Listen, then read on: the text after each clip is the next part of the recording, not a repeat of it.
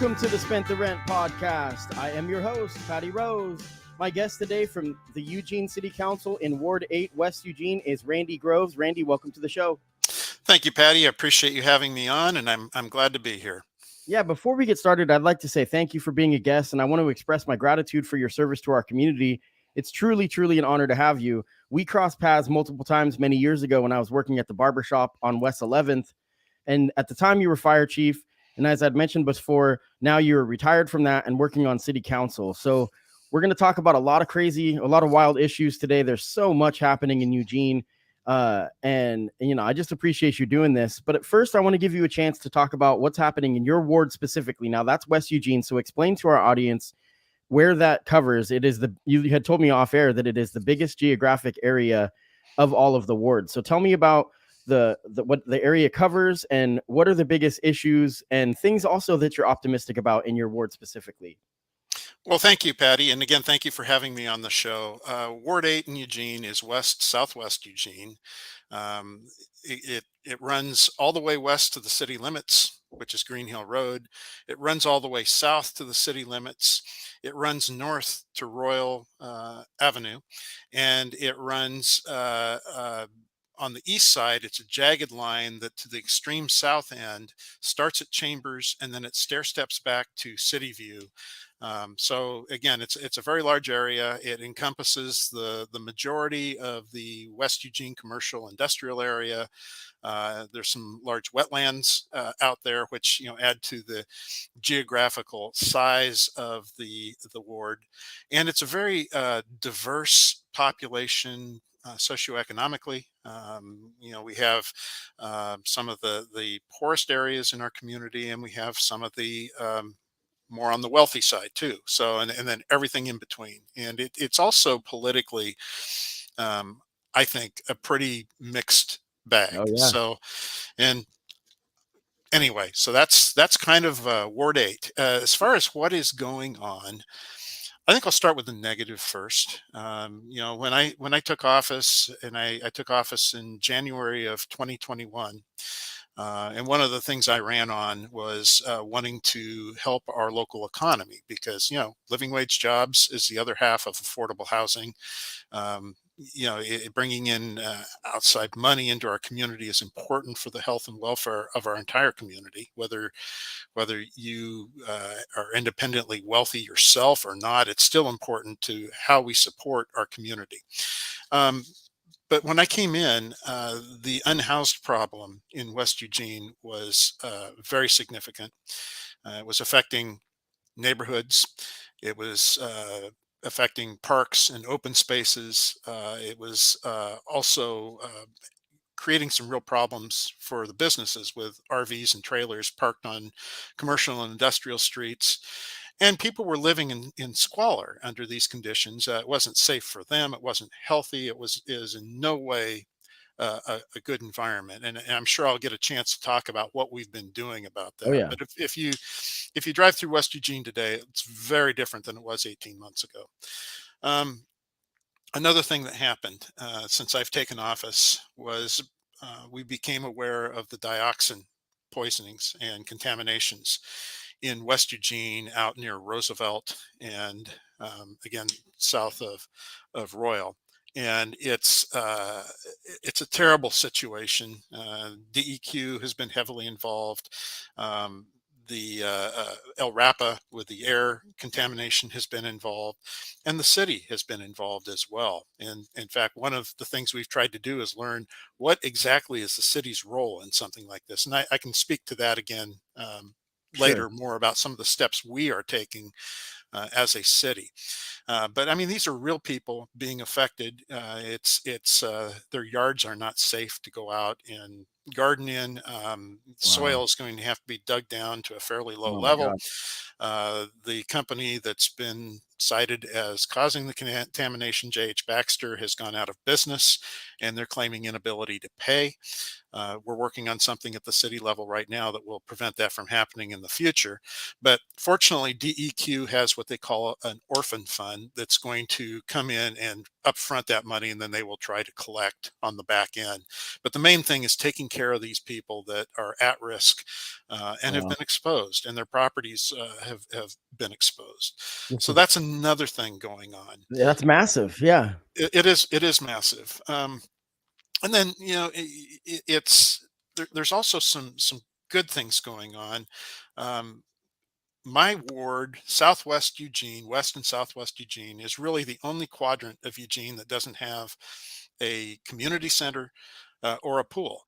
And if you think about it, there's Echo Hollow for Northwest, there's Sheldon Pool and Community Center for Northeast, and then of course you have the beautiful Amazon Pool and Amazon Community Center in Southeast. So Southwest is the one quadrant that doesn't have this. Well, the city just closed on some land down off West 13th and Danny Street, and as a site of a future rec center and pool for awesome. Southwest Eugene. That's something I've advocated for even before I ran for office. There's no money to build it yet, but if and when we go out for a renewal of the parks bond, I certainly would be fighting to build that into there, and that's kind of what staff is thinking would be the mechanism. So it's entirely possible this could become a reality in Southwest Eugene, in the next 5 years, and so that's a real positive there. It's the other thing. There's been some positives that have even come out of our unhoused challenge, and that is. I think the community out here is better aligned and connected than it's been in the past. There's in looking at some of the business areas, the business owners, they knew there was business XYZ across the street, but they didn't really even know the people involved. And now they all know each other and they're all interconnected. And there's actually been some business relationships established because they become aware of what each other does. And it's just incredible what some of the community does out here. I was at the 50th anniversary here a while back at Yogi Tea, which is now East West Tea Company, but still Yogi product, and they are very, very community and globally conscious and aware, and they have operations in Europe and Africa and basically all over the world.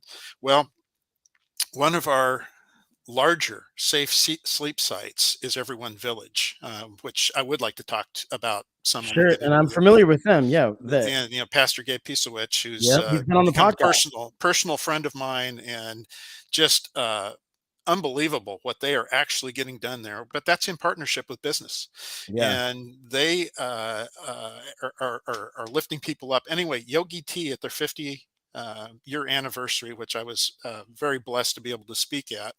I really value their values.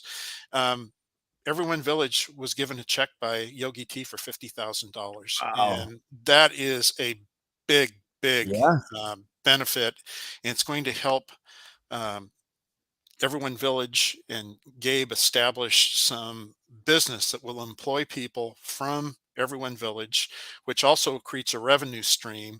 And he's on target to be completely self-sufficient within 3 years, meaning one of the things, no government money. With Pastor Gabe, I had him on the podcast. It was excellent, because he came in to the barbershop, got a beard trim, and I just instantly was like, dude, you are the perfect candidate for someone I'd like to talk to.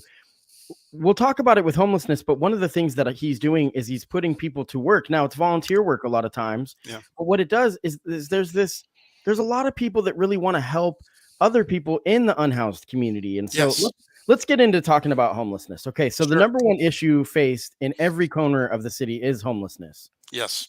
You have been very vocal on social media about your shared frustrations that I share with you with this growing epidemic. What are some actual solutions? You just mentioned some. What are some actual solutions that you believe are being implemented, and what strategies to tackle the issue would you like to see changed? Well, and that is the $100,000 question right there. Sure. It's It's a multi-pronged approach. Yeah. well, if it'd be okay with you, Patty, I kind of like to set the stage here so people understand the scope and the magnitude of the problem, and then I Sure. can get into the solutions.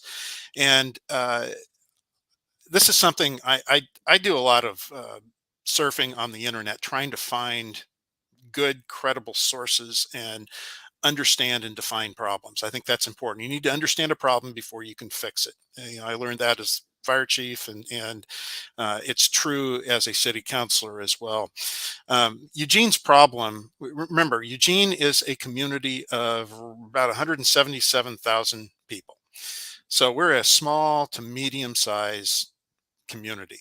Yet, if you look at our unhoused challenge, we have a population depending, and these are all undercounts, and it's important to Sure. understand that because it's a chaotic transient population that moves around a lot, and it's hard to get accurate counts.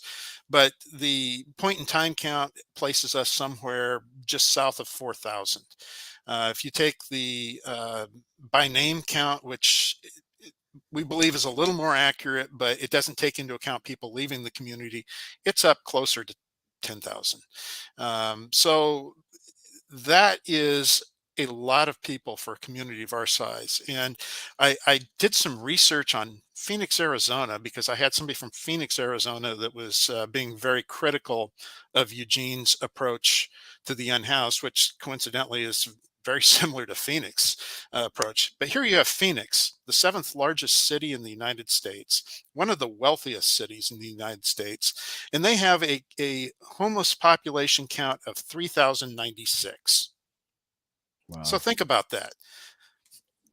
A million person Right. population, more than that, and very wealthy, and they've got that problem and they can't solve it. And we have, you know, conservatively around 4,000, and we're actually doing it better, even though it's still a mess. Sure. Likewise, San Francisco. Think of the size of San Francisco. Think of the wealth that that community has. They have a population count of 7,754. So again, I mean, it's not even twice as much as Eugene's low end population count. So the point is, these are big, expensive problems. Eugene is a small to medium sized city with a small to medium sized budget. And the services are extremely expensive. Yeah. Now, what is being done about this? Well, we have some very good nonprofits. We just heard about Everyone Village a little bit here. You have the Eugene Mission. Those two are actually lifting people up into self sufficiency. And Everyone Village really opened in January of this year. They've already lifted 13 souls up Wow. into independent living and jobs. And if you go visit Everyone Village, people are filling out applications. There's classes in trying to mainstream people rather than warehouse, and that's a big distinction. The other thing I found when I came into office, I call it my tour of getting yelled at. Basically, spent 4 months with people just airing their frustration, and I got it. And it was important to hear that. And actually, it was important to get it out because by the time people would be done expressing their displeasure with the situation, they get to the end, and all of a sudden, okay, what do we do to fix it? And one of the things I noticed, Eugene had what they called rest stops, which were smaller 10 to 12 campsites with Conestoga huts. And they were very effective. They were cost effective. They did what we wanted them to do. But when you look at building these 12 spaces at a time, it's like trying to bail out the Titanic with a teacup. I mean, it's too little. We needed some transformational change. We needed some bigger bang strategies and tactics to come at this problem. And it was out of that that we started coming up with the safe sleep sites. And since that time, we've added about 500 more spaces for people to live in. The biggest challenge we have right now is there's still not enough places. Everybody has to have some place to go. There's still not enough places for people to go. Um, and they're extremely expensive. And we are paying ongoing operational costs with one-time monies. And these are monies that we've gotten from the American Rescue Plan, which is a federal program commonly referred to as ARPA.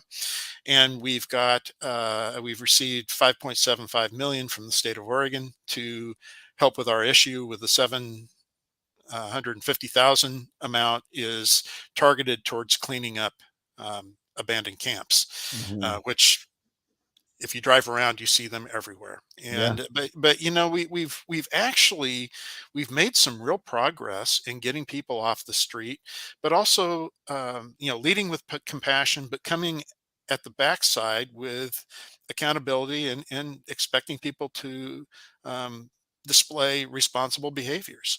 And I'll just cite some locations. If you look at the area that was at the end of Beltline and West 11th, which is Highway 126, there was a very large, chaotic, and disorganized camp that left literally dump trucks load of trash and garbage And and human was that waste. city planned, or was that just people just kind of went there? Or were people kind of No, it set wasn't. there?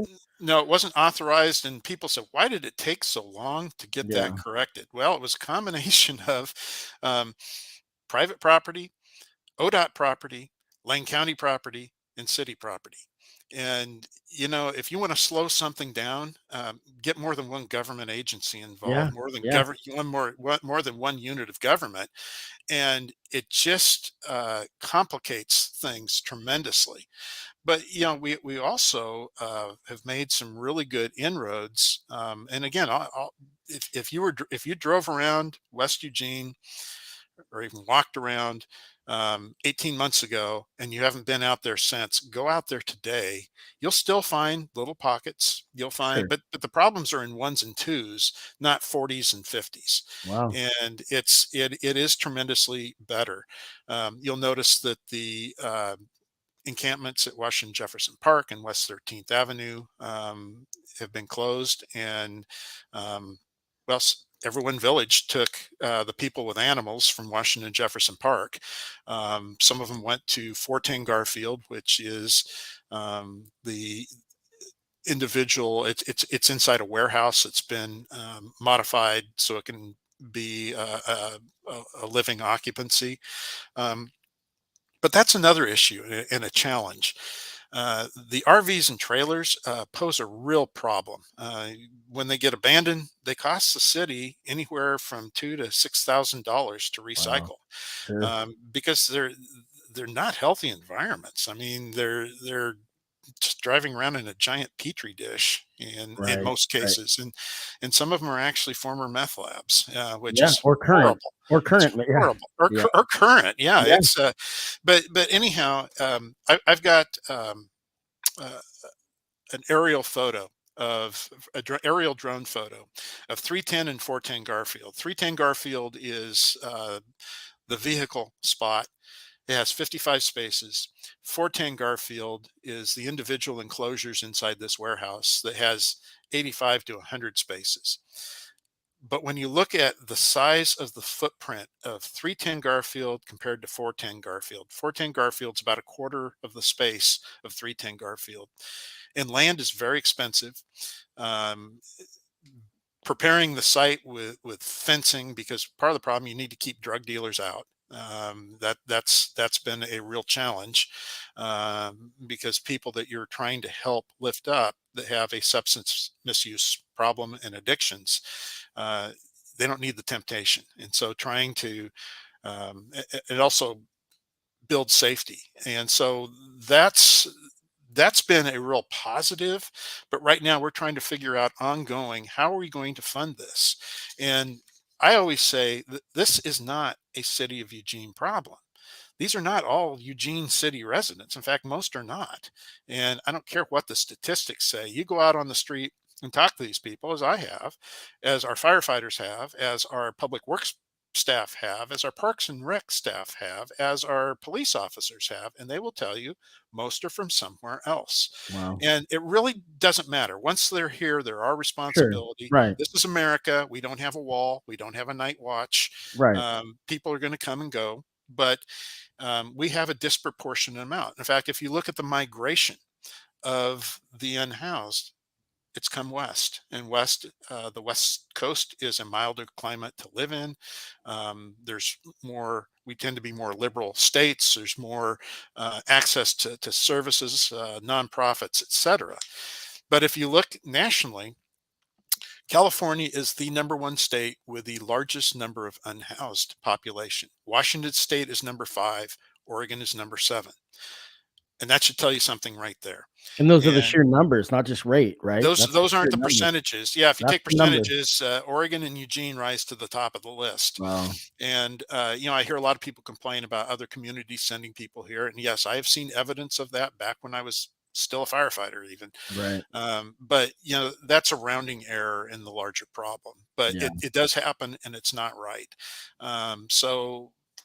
So yeah, we got a lot to talk about. So I got one Yeah. more question about this. In planning this episode, you brought up a staggering statistic about the current rental housing shortage.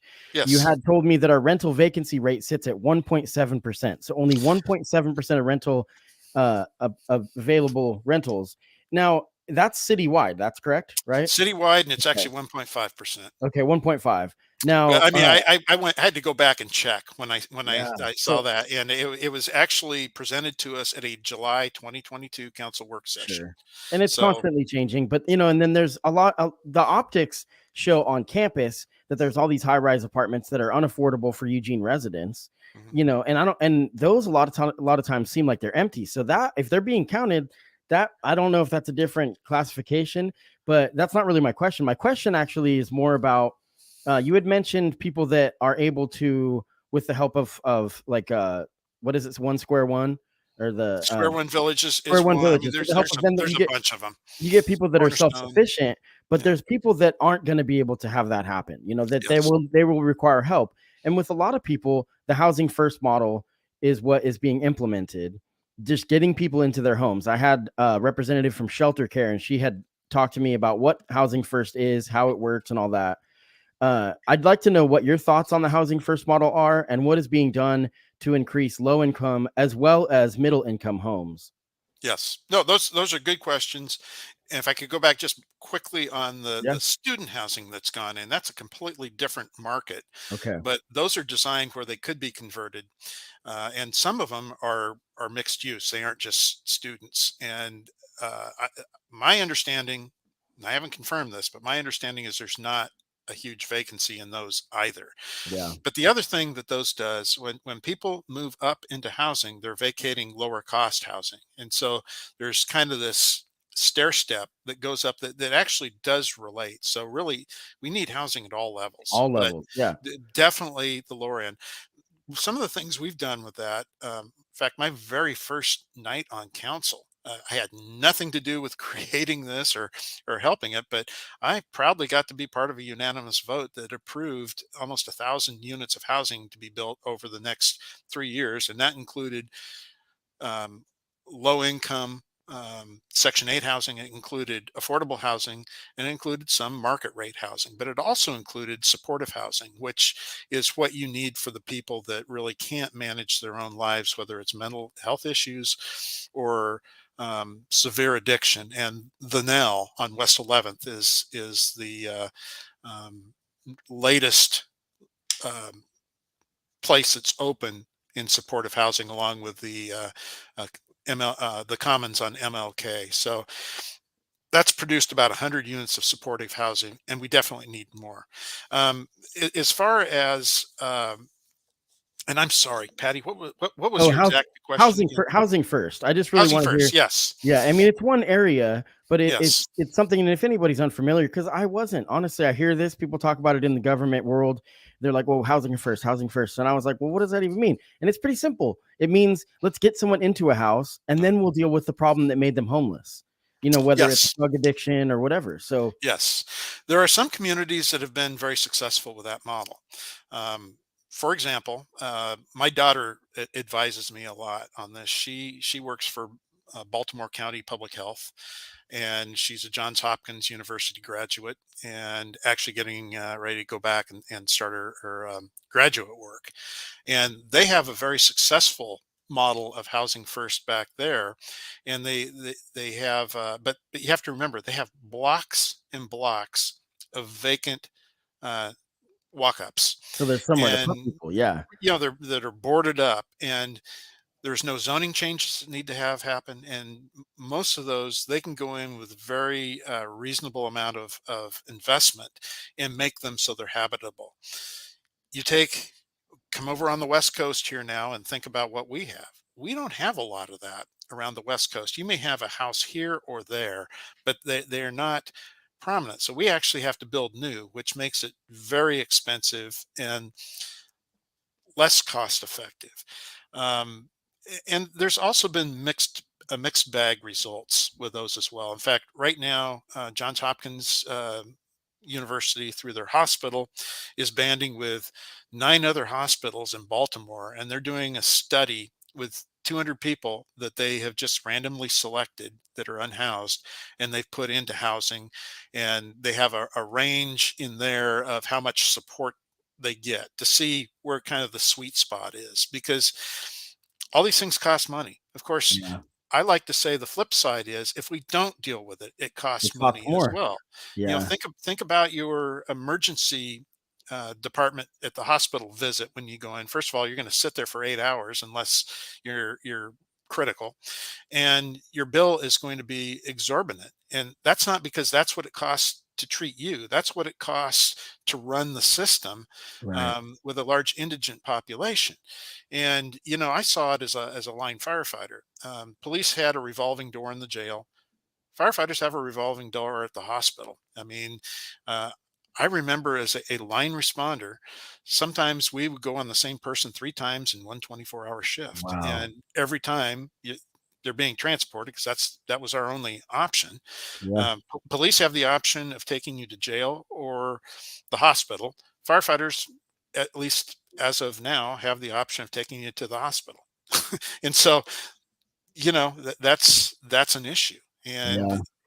so I'm willing to try anything Yeah, that and it's all works. of it. It's all of it. It's It's all of it. housing first, it's low income, it's middle income, Yes. it's high income housing. The only gripe that I have with the high income housing that's put in is the tax element, because there's people that are trying to apply, and I don't want to get too into this, but there's people that are trying to use the classification, because it is true what you said about how I agree with you that it opens up when you build up middle income and middle to high income housing, it opens up low income housing that people are moving up, and taxpayers are the people that are moving up. So there's revenue streams. But when people that are building these for-profit places that are high end are trying to get the tax classification that they're saying, well, we're creating low income housing, I have a little bit of an issue with that, because at the end of the day, it's like, no, we're not going to, we need the revenue from the tax dollars from the high income housing. Yeah. So I think it's like when you've had a chance to have things really go your way, and we're talking about marginal taxes. We're not talking about you know what I mean? It's we could be here for days on that, but Yeah. there's a lot of talk about that, and I don't want to get too sidetracked because we have so much to talk about. But Sure. yeah, Sure. that's one thing that I want people to be aware that sometimes there's some trickery going on from the very top, where they're just like, oh yeah, we're creating low income housing, and it's really not. And there's a Well, lot. I mean, so it's tough. if I could respond to that, Yeah, I don't absolutely. disagree with you. I mean, No, I know that. I want that we to be see clear. it. There's angles that Yeah, people are trying to do all the time, and some of them make sense and some of them don't. yeah, For example, 1059 Willamette, the old LCC building downtown, that's going to be razzed. It's not salvageable, and they're yeah. going to build. A high-rise building there, but 49% of that is going to be low income, and Yeah, 51% is going to be market rate. And one of the things we found, uh, having that mix pencils out much better than just strictly low income. 100%. Plus, I don't think we want to replicate the projects that you see East Coast and some of the big Midwest cities. It's kind of this blended thing. And recently, uh, I looked at a map with the mayor that showed poverty, where it exists in Eugene, and I was stunned. It's pretty evenly distributed, much more than you would think. So anyway, Yeah, so we're gonna move housing. This is we usually go for about an hour. We may go long today, which is great because this is really important information. But we've taken the first half talking about housing, which is really good because it is the number one issue in Eugene. Now we're gonna move on, and I know off air you had told me with the recall that you wanted to kind of look forward, but I really, for my audience, because I cover a lot of Springfield, and that's kind of where my pocket lies, is I try to do that because it doesn't get representation in the media. I want to talk about this recall, at least explaining the situation, because I think a lot of my listeners may not even be aware of it.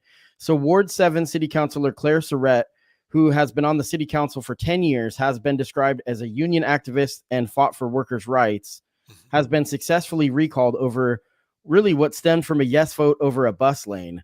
I know that there's more to it than that. Maybe you can explain to me briefly, how this came about, what happened and how and why she was recalled, or how this whole situation went down.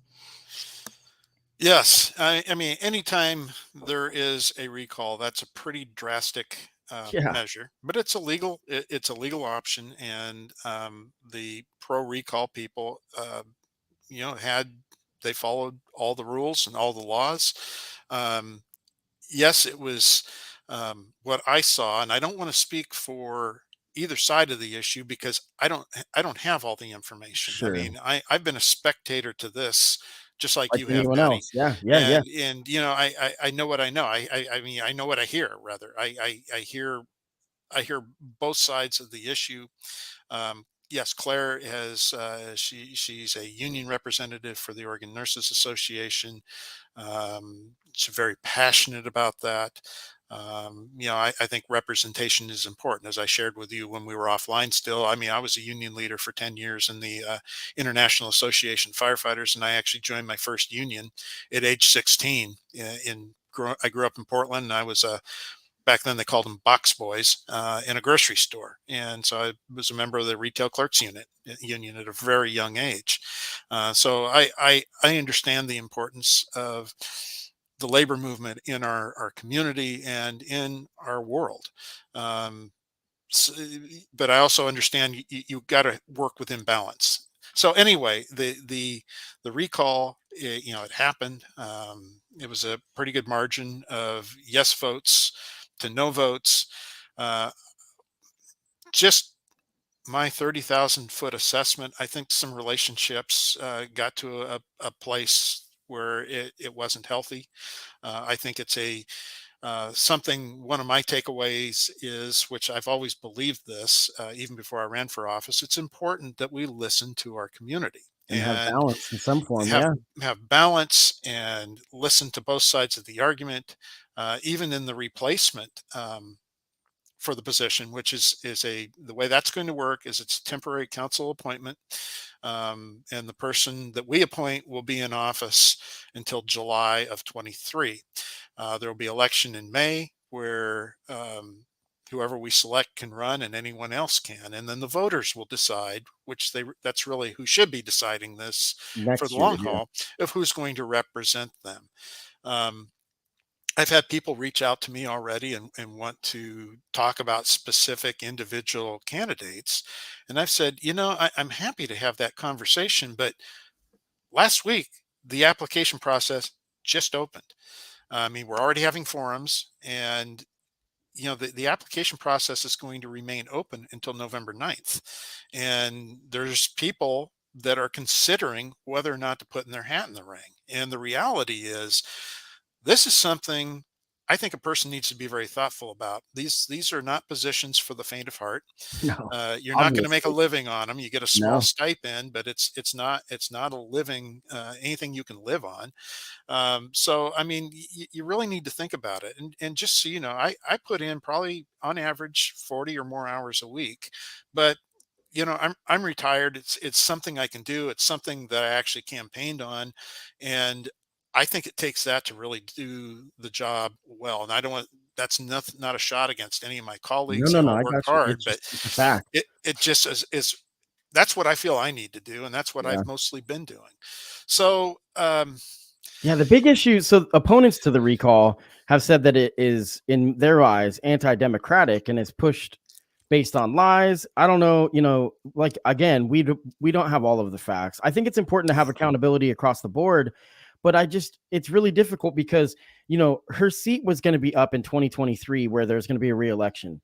And this is for Democrats and Republicans. Now, these are nonpartisan seats. I want that to be clear.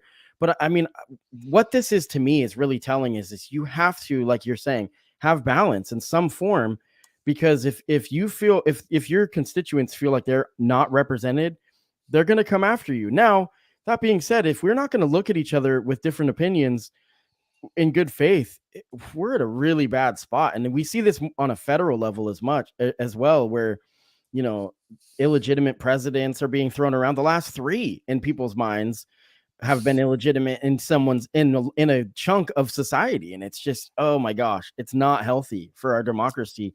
We have to find ways. That's why I value what you're about, because I think that it's not about being in the middle or anything like that. You have your views across the board, but you're really trying to have solutions and trying to hear from everyone and trying to just make sense of it and do what's best. And so it's just it's really difficult. The Eugene Tenant Alliance had a forum this past Wednesday at Alluvium and heard from potential candidates for this position. I was asked to guest host. I really had a small role. Kevin Cronin and the Eugene Tenant Alliance, among other people that were throwing the event, invited me. And it's what I love about this world is that I'm in over my head. I don't know what I'm doing. And Kevin was like, this is about building skills. I know that you have something that you can work with long term. So if we just have you kind of get your feet wet, and they were gracious enough to let me be super riddled with anxiety speaking in front of public for like a minute. I'll get better at it, but I just appreciate being involved. And I want to thank Kevin Cronin for that specifically. So the two candidates were Joel Oboa and Daniel Isaacson, who stepped up and took questions from audience members and moderators, followed by a straw poll, which gave a recommendation to the council. And, it's a recommendation. The council will discuss. I'm sure that those will be very viewed. There'll be public meetings and then some behind the scenes. But there's going to be more candidates too. But yeah, both candidates were impressive, very impressive. And ultimately, Daniel Isaacson was the winner of the straw poll. How long, and you had mentioned this, how long do you expect the process to take to fill the vacant seat? Well, we have legally 90 days from the time the ballots were certified, which was, I forgot whether it was October 3rd or 4th, but somewhere right in that window. Sure. That puts it kind of, right in the holidays, which is a horrible time. So I know we kind of have an unofficial goal of trying to resolve this in about the 70-day window, plus or minus. Sure. And first of all, Patty, I think you are selling yourself short and you're being overly modest. I think you do quite well with public Yeah. speaking, and I think you're dynamite in this format. Thank you so much. Yeah. It'll take it, but the beauty of what that event is that I was nervous and whatever, but the fact that people made it clear, they're like, no, we want you to be here because you bring something to the table. And that has been my experience time and time again for people that are working hard, volunteer work.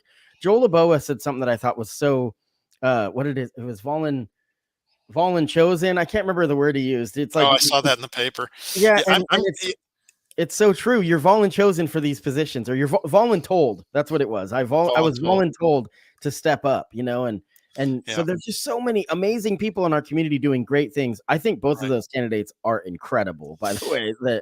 Well, that's good that we've got some good people to draw from. Again, I'm going to wait to see who all steps up, and I am going to, as I told Kevin Cronin, and Kevin Cronin is a Ward 8 resident.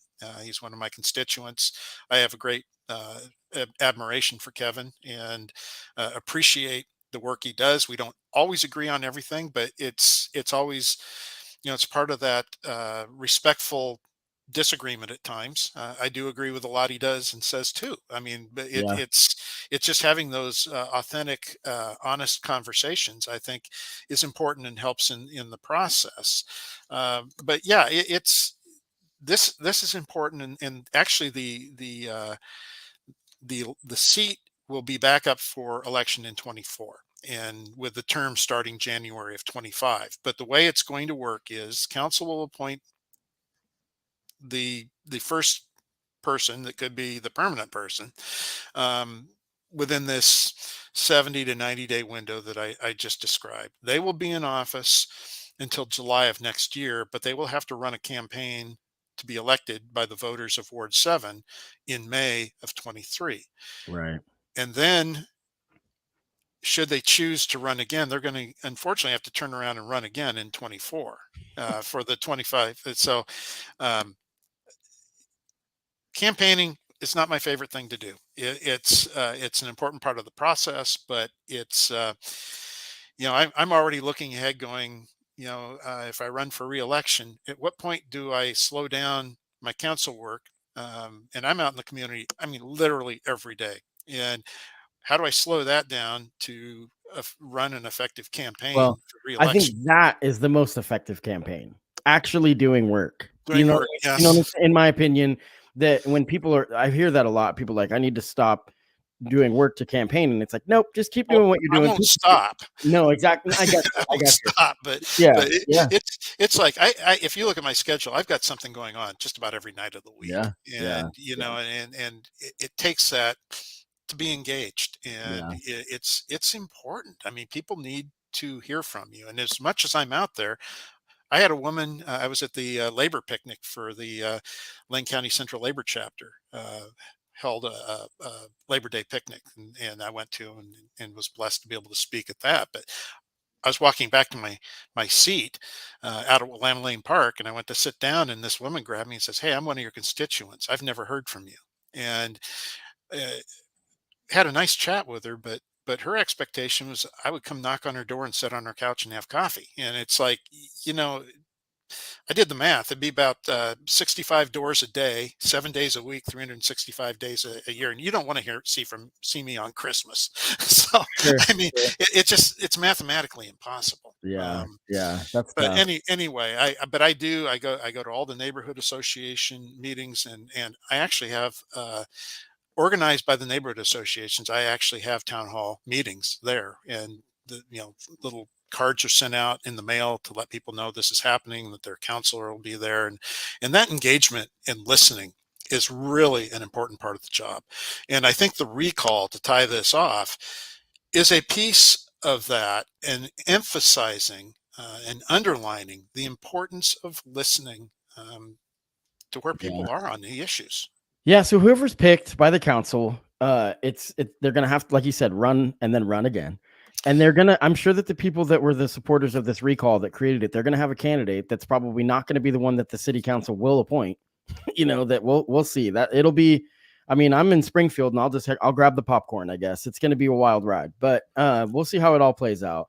Yep. There is some really great candidates. Daniel Isaacson, who won the straw poll, is a very qualified candidate, somebody he works really hard with mental health in our community. And I think that would, and I mean, I was very impressed with him, and I'm going to reach out to him and have him on the podcast.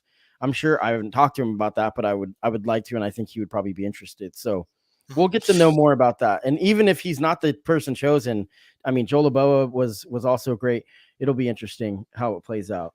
Yeah, So I've met both of them. I served on the Human Rights Commission for a short period of time with Joel, and I've talked with Daniel at quite a few events. So yeah, I yeah. know both of them. So now this is going to be an area that you're extremely passionate about, but we don't have a ton of time. So I don't know how.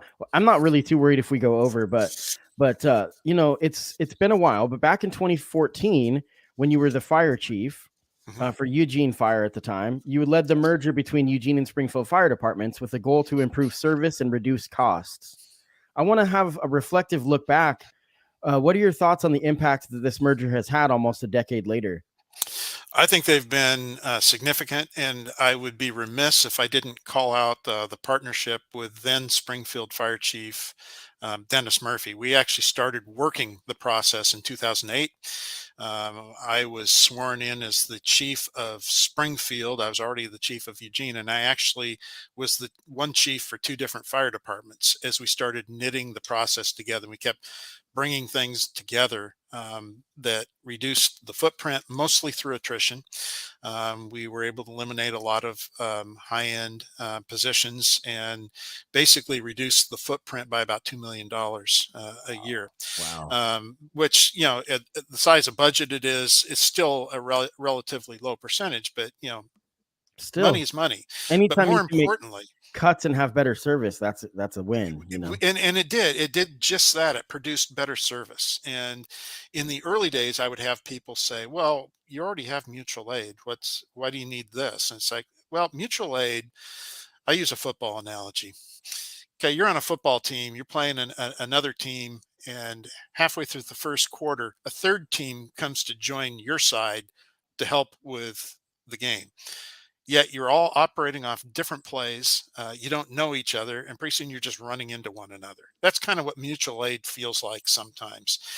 As a fully integrated and merged department, and there's Springfield firefighters that are assigned to Eugene stations, and there are Eugene firefighters assigned to Springfield stations, and anyone hired basically after 2010 doesn't really, I mean, this is all they know. And so it works better. It helped us with response times. Prior to this, we had what we called hard boundaries between Eugene and Springfield, which always bothered me as the deputy chief of operations before this.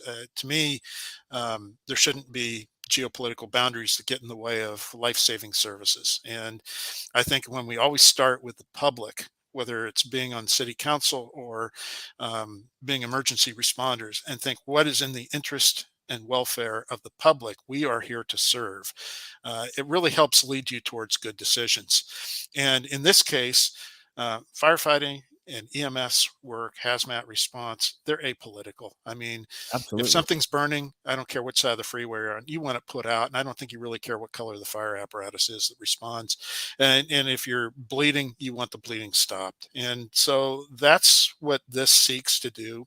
The other thing we were able to do, because all of a sudden we had a larger shared force, we're able to move back and forth across the freeway at will. And so it really helped with surge capacity for larger scale events. And we actually had three Sentinel events during the first 2 years of the integrated operation. One was the Swanson's mill fire in Springfield that was an all hands on deck. We had a water supply problem there.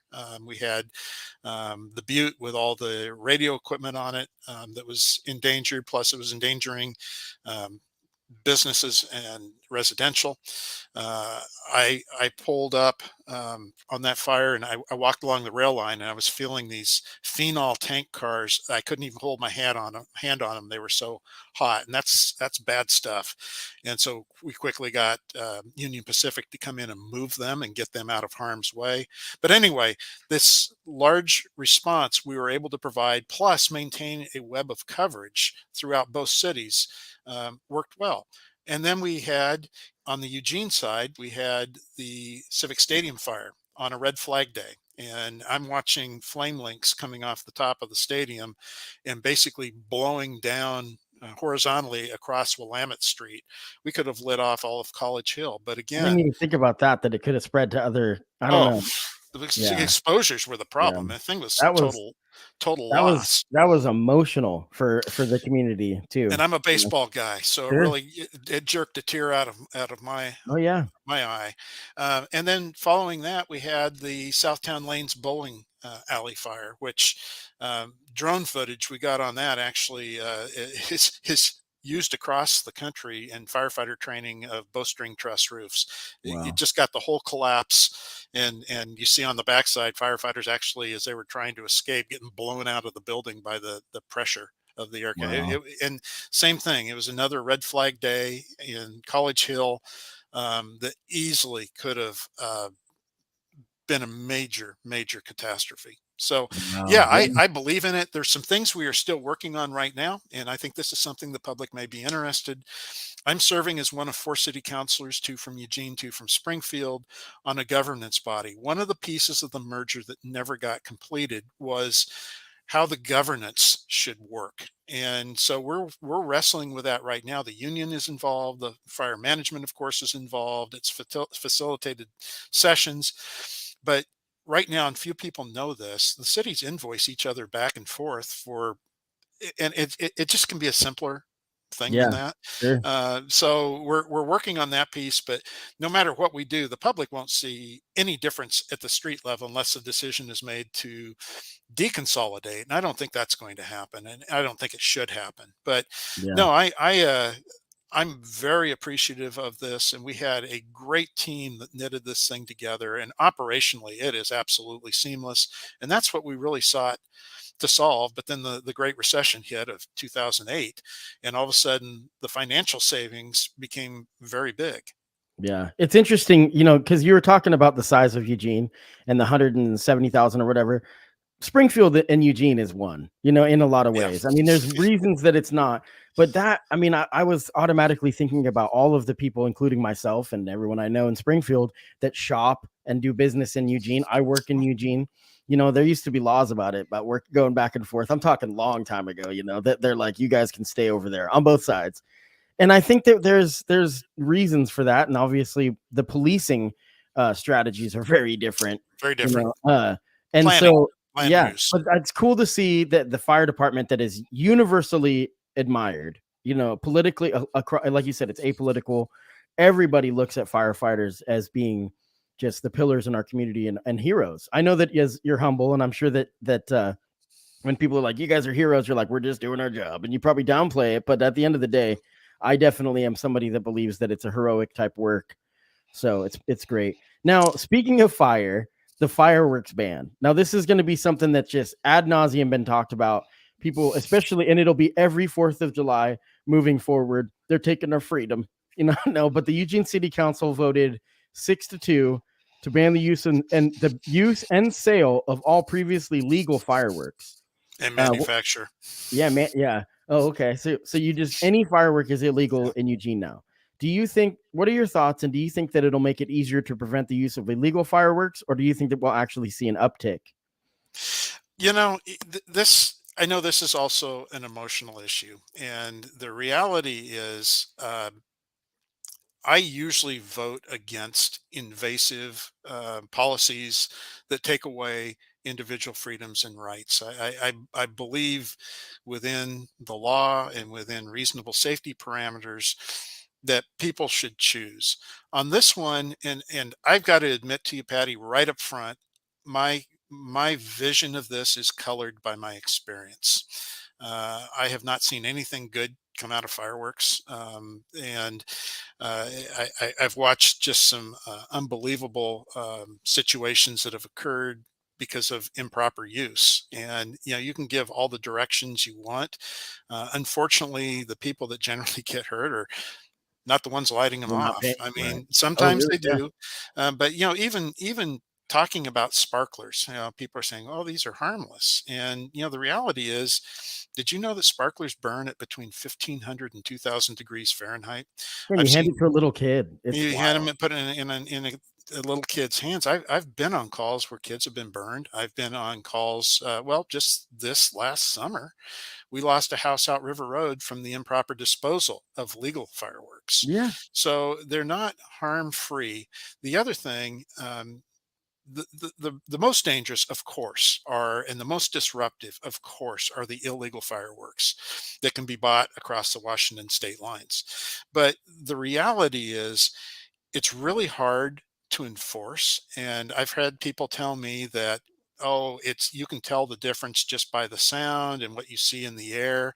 And that's true on the flats. But if you think about how sound waves travel, and remember, I've been out there, even as fire chief, I would take a reserve command suburban out on 4th of July night, and I would go help because we would just be incredibly busy. And I would go respond to calls, but also be out waving the flag, letting people, because just our mere presence out there and police presence kind of tamps down some of the more egregious behaviors.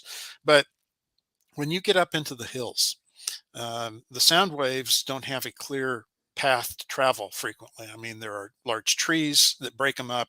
There's topography that breaks them up. And so, I had my windows down and you'd be listening for where things are going off because you couldn't even always see them if you're in um, a corridor of trees. Uh, and it was difficult, and I very well know the difference between legal and illegal fireworks. Sure. But you zone in on these sounds, and all of a sudden you end up where legal fireworks are being shot off, and then you drive on. It's just hard to identify. So I think it'll be easier to identify. I know the argument was made by the opponents to the measure that, well, it's just going to, people are just going to be going out into the county and lighting them off there. Well, the reality is the county's the only place until now that has a ban on fireworks. Yeah. And that's when the Oregon State Department of Forestry declares its fire season, which is almost always before the 4th of July. And Yeah. then you can't use any fireworks in the county. And we've had bans in Eugene that are South of it, situational in yeah. the past, and we haven't seen an uptick of people going into the county. I've also heard it said that, well, people will be going and buying illegal fireworks. Well, if they were wanting to buy legal fireworks and there's a ban in Eugene, I mean, the communities around us are still going to be selling them. Now, Yeah. our hope is if you buy them, you use them where it's legal, not in There's our. always going to be downsides. I've seen a Yeah, lot of stuff from Crossfire Ministries, Pastor Aaron, that he's doing his rounds because that was an area that he would use to raise money. understood. And I completely, I mean, that's a church, and he's getting involved in politics, which not on this issue, but like, having Scarlatos and having David Lovell and whatnot speak, which I have my own issues with because at that point they should be paying taxes. But that's a whole different issue for a different day. But I do care about his right to have his ministry, and Yeah, that's been through firework absolutely. sales. And so that sucks, so they're gonna have to find another revenue stream, but that's life, because this, at what cost are these things being done? So I will say, living in Springfield on the edge of Thurston, my dog applauds the city council on your decision, and I worry on the 4th of July I won't be able to stay at home. I'm going to have to take my dog and go to Eugene, because Springfield is going to be like a war zone, Yeah. because, and you talk about county, but Springfield is going to, there's almost like this push for it. So, I mean, I hear gunshots on the 4th of July. It's not just fireworks. And I do know Yeah. the difference. So it's wild. I mean, and I want that to be clear. Like, I saw that there's a big push for Pastor Aaron from Crossfire, that he was real upset, and it's like, dude, this is just kind of how it goes. Pay taxes and then we'll talk. We're not targeting Not targeting specific Aaron against Taylor him. or Crossfire Ministries. No, It's, I appreciate the work they do in the community, absolutely. and this is unfortunate. But if you look at all the nonprofits we have in our communities, very few of them use fireworks Yeah. sales as the revenue generator. So, I mean, I'm hopeful he finds alternatives. Now, he'll say they aren't there and they don't produce the same kind of money, but Well, Springfield, I mean, I'm sure that they're still going to be sold in Springfield, correct? I don't know. And so yes. therefore people will go over to Springfield to buy them, shoot them illegally, maybe less, you know what I'm saying? But whatever. Right. I mean, it's been done forever, and it's just one of those things. Yeah, I just think if I could add yeah, too, it's you can put all the rules on the books you want. They're only right, as good as the enforcement. So right. I made a motion that passed after the fireworks ban passed.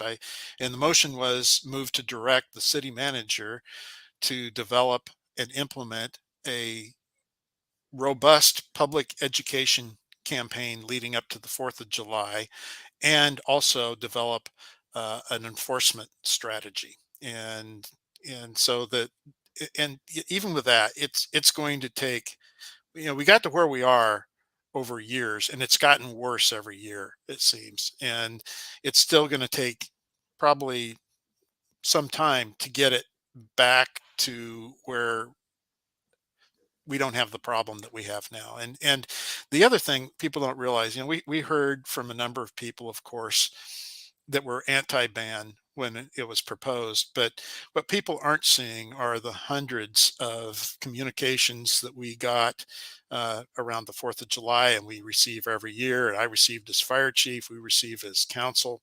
And then we've, since the ban passed, we've received quite a few people saying thank you very much. It's been hard Yeah. on my family. It's been hard on our pets. It's hard on the wildlife. Veterans. I mean, it's extremely hard Yeah, on veterans, yeah, which a lot of firefighters, I'm sure, are veterans. So yeah, it's like, it's funny because the people that are opposed to this tend to be pro police, pro firefighters. Those are very different departments and whatnot. But we need to. My biggest thing is my dog. I used to clown on people when their dogs would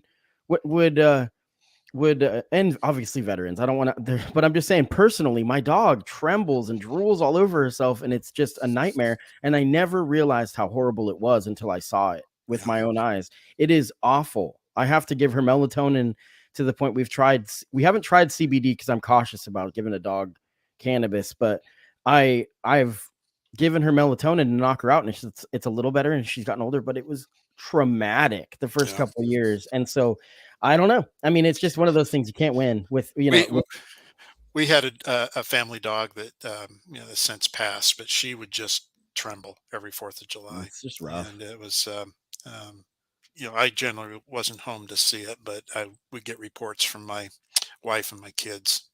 My You know, dog is a true patriot too. I want that to be clear. She loves this country. She tells me that all the time. She's like, yeah. I just have my frustrations and my criticisms, but I love it here. She's from Fresno, California, Oh, actually. great. So she was in a gang. But so last question, and this is so long, like there's no way to talk about this quickly, but the 2022 election is coming up, and I think it's fair to say that we're all exhausted talking about it. For a midterm, to me, the attention is somewhat surprising, but in 2022, politics really never stop. Let's hope Yeah. that we actually have a decent voter turnout, because there's been ad nauseum. People are so tired of the commercials and stuff, but Right. we need people to turn out, because that's when true democracy can prevail.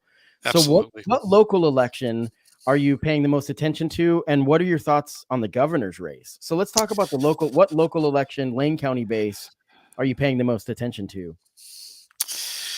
And I have one. Probably the one I'm paying the closest attention to is our road bond, Oh, sure. the renewal of our road bond, and that is so important. When the road bond was first proposed, and it's been renewed 2 times since it originally passed. This will be the 3rd time, so 4 cycles. When we started this back in 2008, in $2008, the backlog was over $200 million in needed road repairs. And the reality is our gas tax wasn't keeping pace with the cost of maintaining roads. And that's how we pay for roads in our community. And, think about the reduced driving during the pandemic, and with more electric cars coming on board, which is good. I mean, this is a great problem to have as far as losing headroom in the funding source. So the gas tax now produces somewhere in the $3 million range, somewhere between $3 or $4 million. I don't have the exact amount in front of us.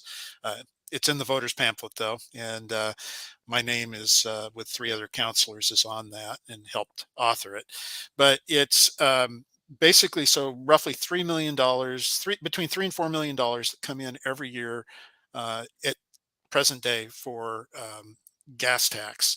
And at the same time, we have a cost to just stay even of about 10.4 million a year for major streets, and another 1.7 million for neighborhood streets. And so you can see right there, we have a structural imbalance between revenue and cost to maintain the streets. And what I do know is, as we let our streets go and they get to a point of disrepair, it's very difficult and very, very expensive to bring them back, not to mention the damage that's done to your vehicles. This latest bond, we are trying to be a little more environmentally conscious. So 75% of it's going to be directed to repair and maintenance. And I've actually had some people in my ward complaining that we're not putting money towards what they see are needed improvements on roadways, i.e., some sidewalks and safe pedestrian paths. But the road bond was never intended to provide new, it's intended to repair and maintain existing. But with that said, we are dedicating this time around 25% of the bond proceeds to um, pedestrian, which kind of gets at some of the sidewalk issues, bike lanes, and street trees, which are really important to the health and maintenance of our way of life in our community.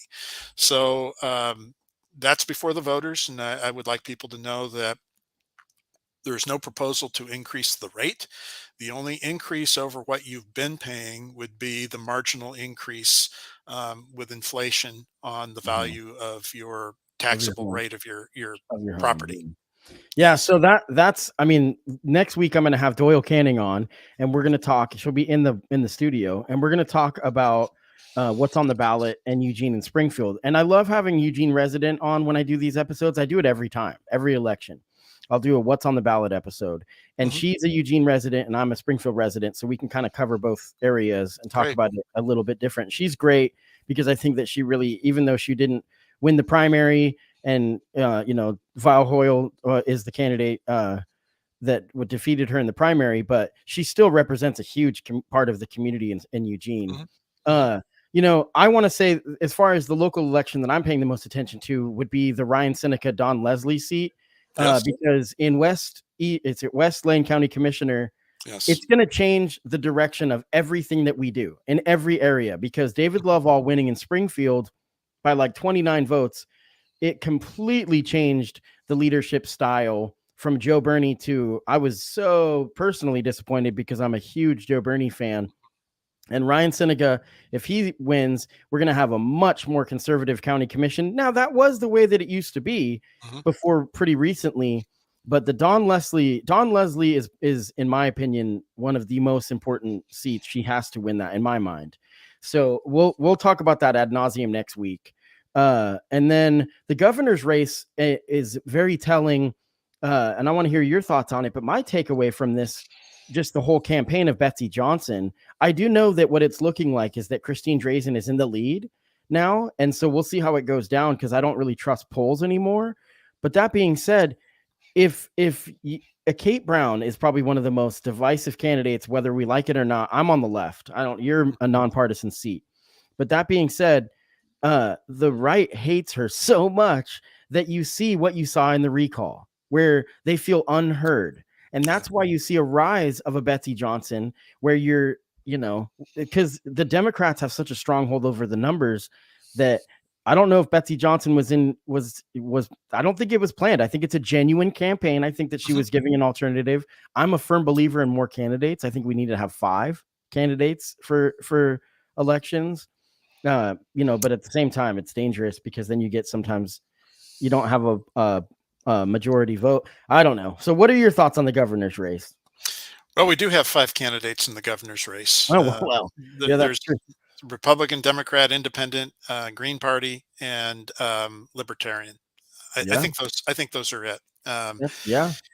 And I think it's going to be incredibly interesting to watch. The reality is, I represent all people. I represent Right. people on both sides of the political spectrum. And in my opinion, everybody's voice counts, or none of our voices count. And I think we saw that manifest itself, going back to the recall piece. On this race, I am still listening to every word that's being said. I have my personal beliefs, but again, as my personal beliefs are my personal beliefs, but as far as representing the community, and I mean that's what I am. I am an elected representative. We don't have a true democracy. We have a democratic republic, because quite frankly, the public wouldn't want to be involved in No. And you voting on hire, yeah. absolutely every issue that comes before us. I mean, it's, big and small. I think on the bigger issues, we should be finding a better way to work with the public and community process. But anyhow, to be honest, I don't know what to make of this thing. Yeah. Other than the Betsy Johnson angle has added a very interesting component. Some are calling her the spoiler, but I would agree with you that I think she is a serious candidate that is trying to be elected. And I think that what we are seeing in our governor's race, but also other races, is we're a microcosm of what's going on in our country and Yeah. really our 100%. our global environment. We have become extremely polarized. There's so much divisiveness that is going on, that I believe in disagreement and being able to talk it through, but it just feels like it's hit a new level of people being amped up, and I don't think the pandemic has helped. I mean, to a great extent, I feel like society has lost its civility, and Well, and it isolated people, and that it pushed isolated people in the people. corners. Yeah, so Right. I don't know. I mean, Springfield is interesting because you can't be extreme. You can't because there's too many people that see through that. And so Yes. and so and I'm gonna get flack for this, or whatever, because at the end of the day, that's where I live, and that's what I have to be concerned with, And so I do love Eugene, and I care about it, but Springfield, it's been really interesting to see how it plays out because the extremism isn't good. I mean, there's a push in Thurston. You got real conservative attitudes, but that's not the majority of the city. You know what I'm saying? Yeah. It's like 50 something percent blue, but it's Yeah. definitely a lot different than Eugene, where I say that you can't have activists, you have to have advocates in Springfield.